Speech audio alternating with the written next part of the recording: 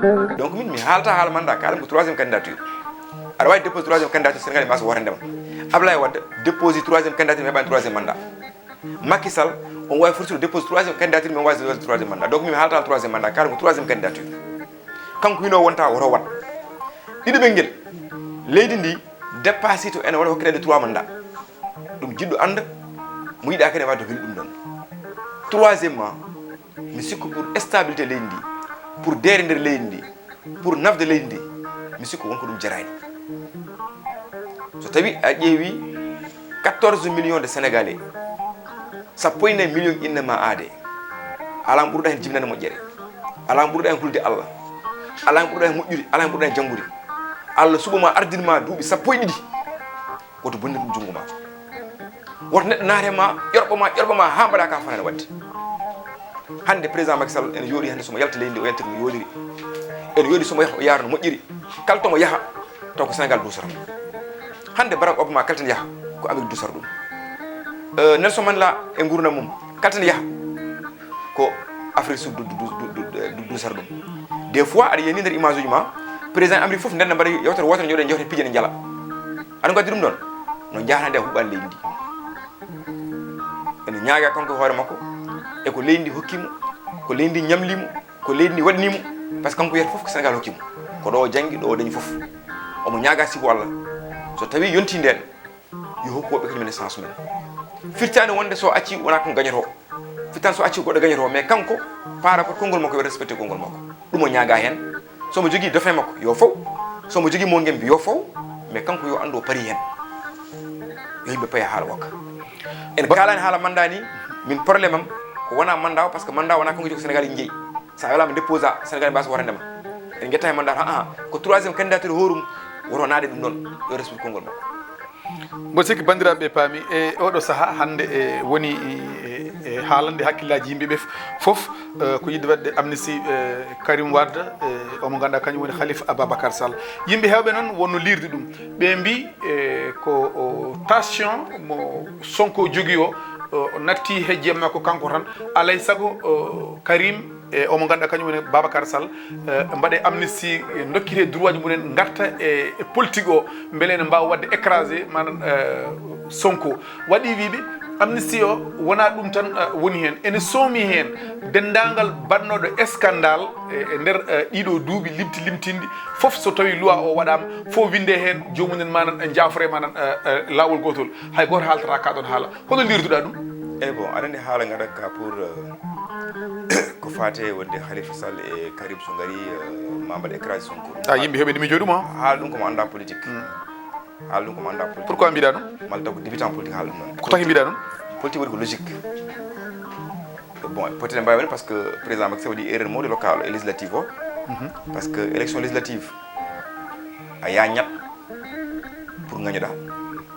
élection présidentielle panna pour gañoɗa élection législative pour ñaña gañoɗa pour yimɓe mbawa famde tan ko hande ɓe ƴetta le cas de Pikine so tawi no kamɓe ɓe mbaɗano exprès pour bloc liste uji woni liɓɓiɗe liste ɗi ene gasa au niveau des localités escroc aji mbaɗa par ce que ma Bougane heɓɓeteni mum ma liste uji goɗɗi heɓɓeteni mum ene gasa escroc watandani mais ko wasa andude politique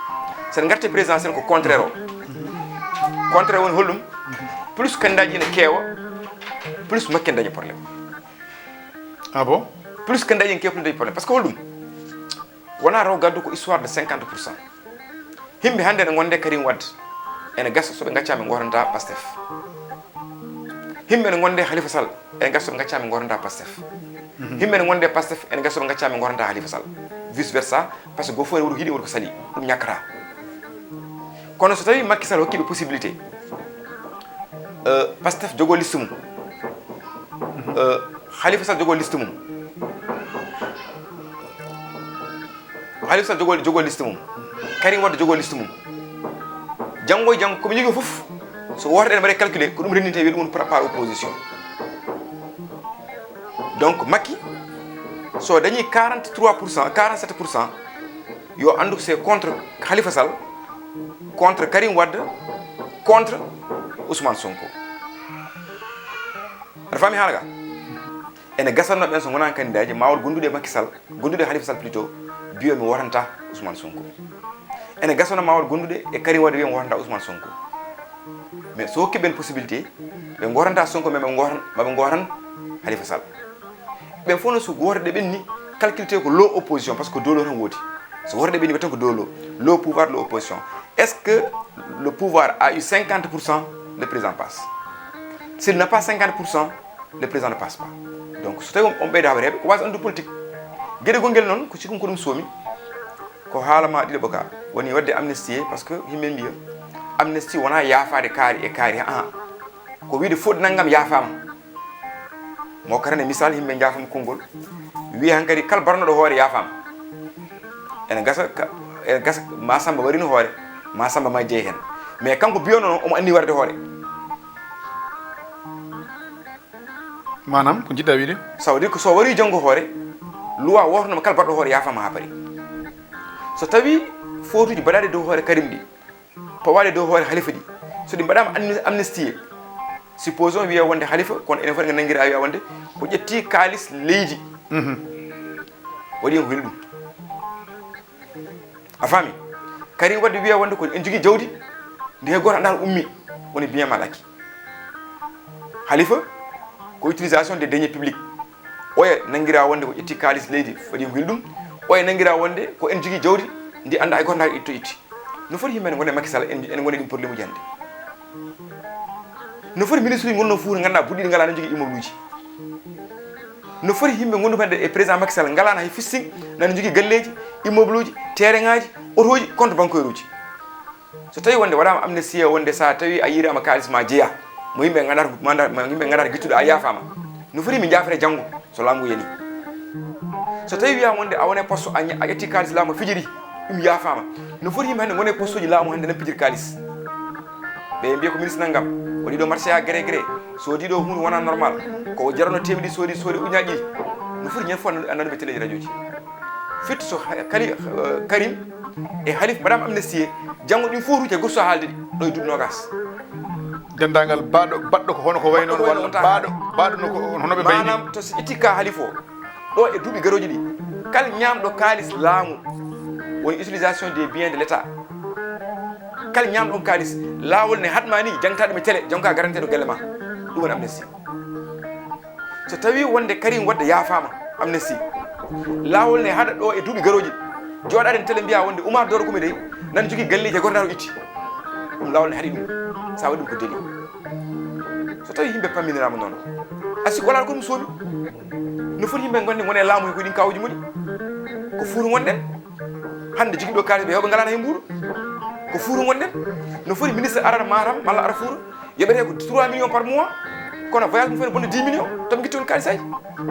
ko namdal o donc haala ka wonko ɗum soomi ɗum ko ɗum soomi ɗum waɗi yimɓe ene jogui ene jerti hen ene cikki hen goɗɗum kono ko sikka hen ko nani hen gati amnistie waɗani ɗo yaafere hen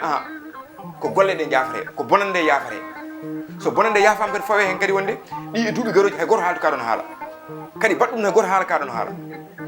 ƴen fof ɗo anan ɗo Fouta malana Sénégal maire naggam itti kalis ñaami nana ministre naggam ko jarno teɓiɗi soodi ɗum 50 000 nana ministre naggam nan jogui galle Almadi galle Fouta galle Grand Dakar guesa naggam lawima hay goto haaltu ɗum ɗon Oumar Doro Koumé so yimɓe pamminirama noon mami gandu ko ɗum soodi donc somi firti amnistie o Karim e Khalifa Babacar Sall ko inde mabɓe tan jalti kono ko soomi nder hen ko yidde dandude dendagal yimɓe tuumetanoɓe e wonɓe oɗo saaha joguiɓe ɓe ngaaluji yimɓe ganduɗa ɗo gummi walla wannoɓe détourné kalisaji leydi ndi ko ɓen goni e wallede amnistie so yalta inde Karim haaltake hen inde Khalifa haaltake hen ko hoɓe mbanno haɓe danguira ko ɗum haalte wiye ɗiɗo fotuji ɗi jaafama hay goto haalto haala majji mais est ce que ma weeɓan loi o so yi assemblée cikkuɗa est ce que ma weeɓ ɗum noon kadi ko haala wokka par ce que ko jibru ɗum yiili pourquoi ɗum ko jibru ɗum yiili Khalifa o jiya ko yeewi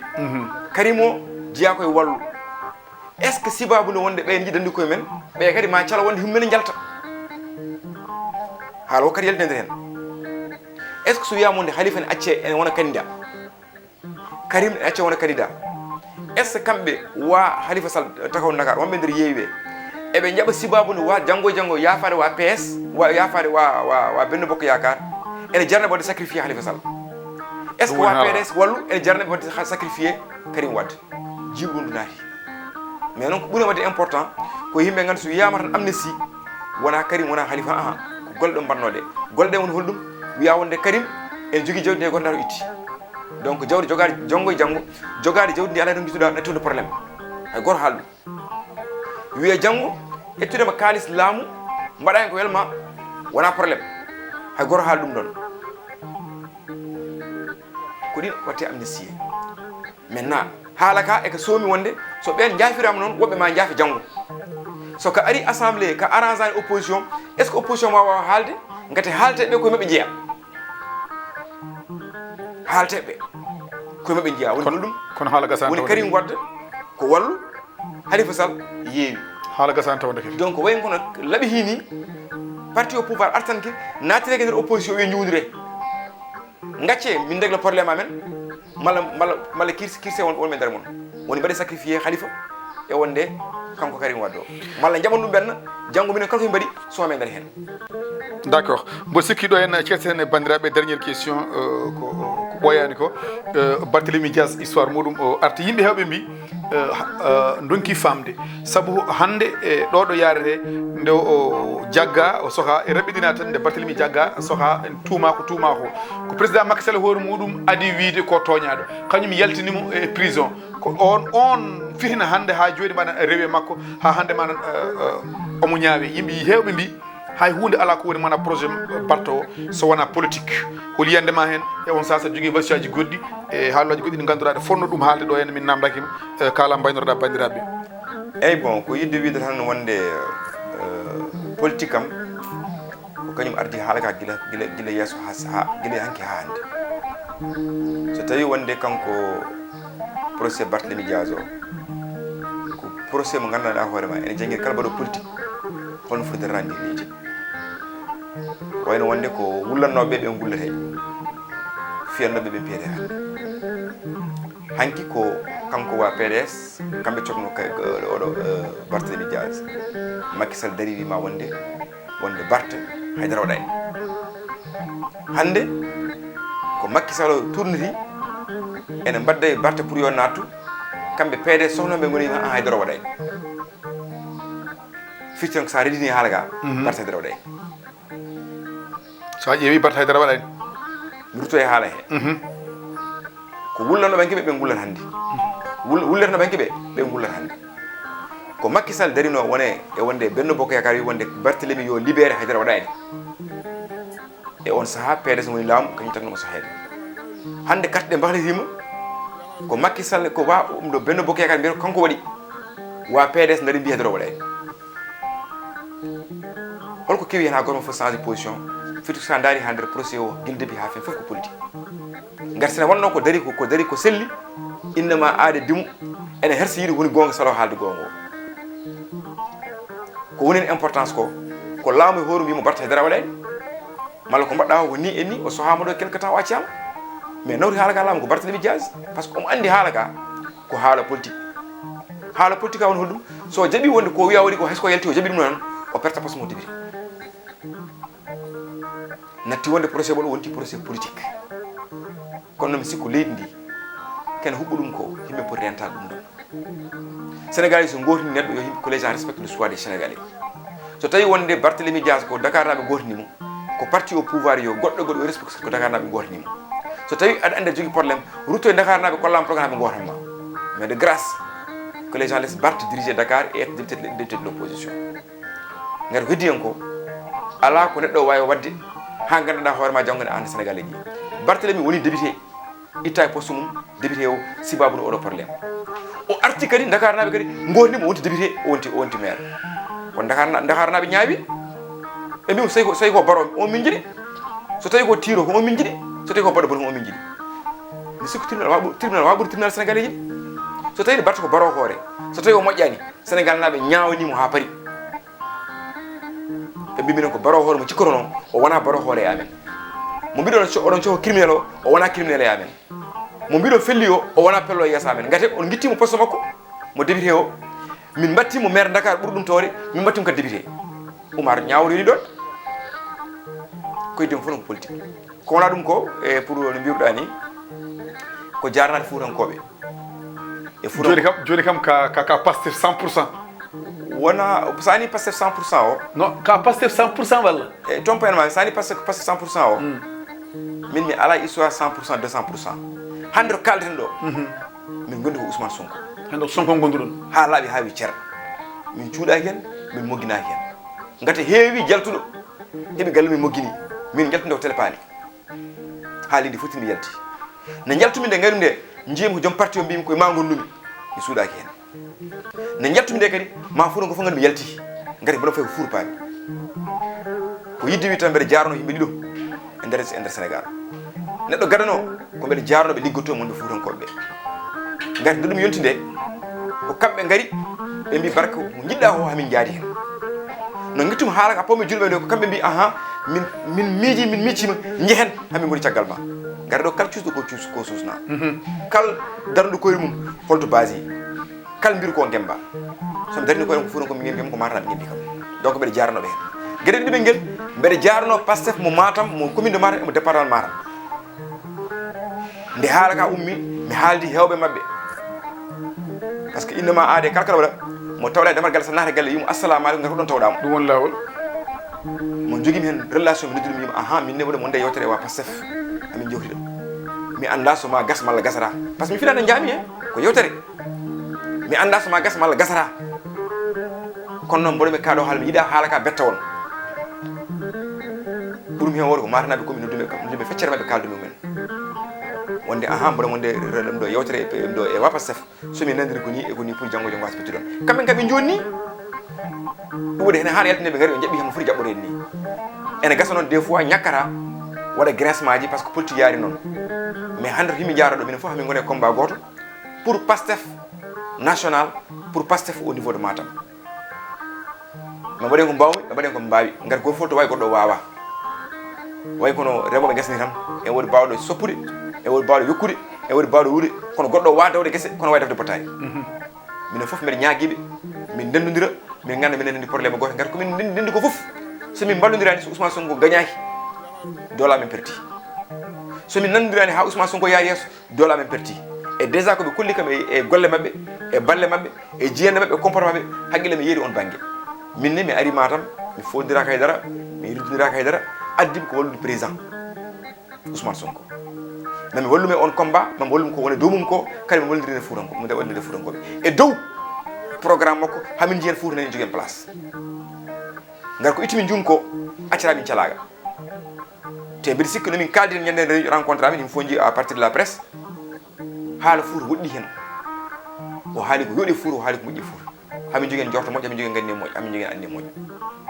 ko ɗum jiɗɗoma haalde à l'endroit de bandiraɓe fuutankoɓe wiide kamɓe jarama e comportement ɓe jogui vis-à-vis de moi no gummimi o parti Benno Bokk Yakar garmi koye gaddu bagage amen nder Pastef mbiɗe kamɓe ɓe jarama merci Allah jarama Barka min beltanimama jarama seydi Koumi